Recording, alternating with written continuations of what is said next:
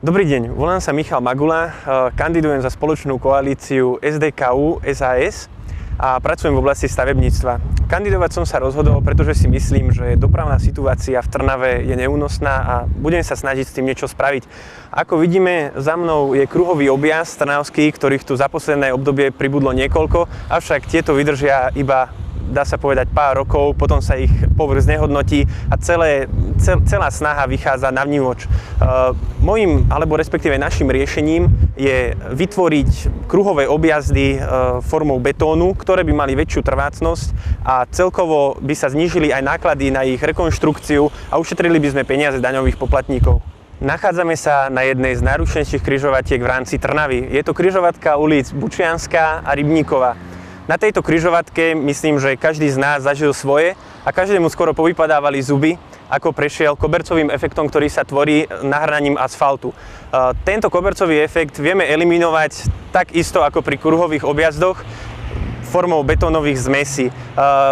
Ulica Rybníkova sa v poslednom čase rekonštruovala niekoľkokrát, čo znamenalo obrovské finančné náklady. Vieme tomu predísť tým, že budeme efektívne hospodáriť s mestským rozpočtom.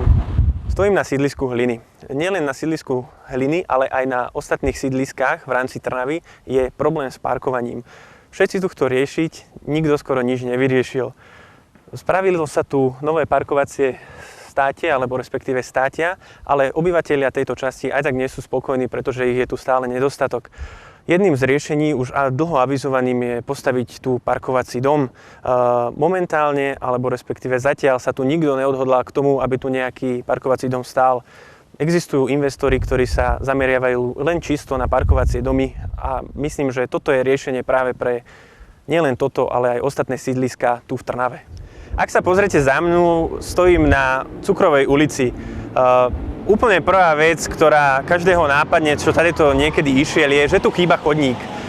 Ten chodník chýba nielen obyčajným pracujúcim ľuďom, ale aj dôchodcom, deťom. A keď sa chcú prejsť čo len na druhú stranu, tak riskujú svoje životy. Za 14 rokov sa tu ten chodník nespravil, správame ho tu teraz. Myslím, že je to nenáročná varianta, ktorá sa vojde do rozpočtu. Kandidujem za poslanca do mestského zastupiteľstva za obvod číslo 3. Sú to vlastne, ak by som to zhrnul, Hliny, vodáreň, kopánka a zátvor.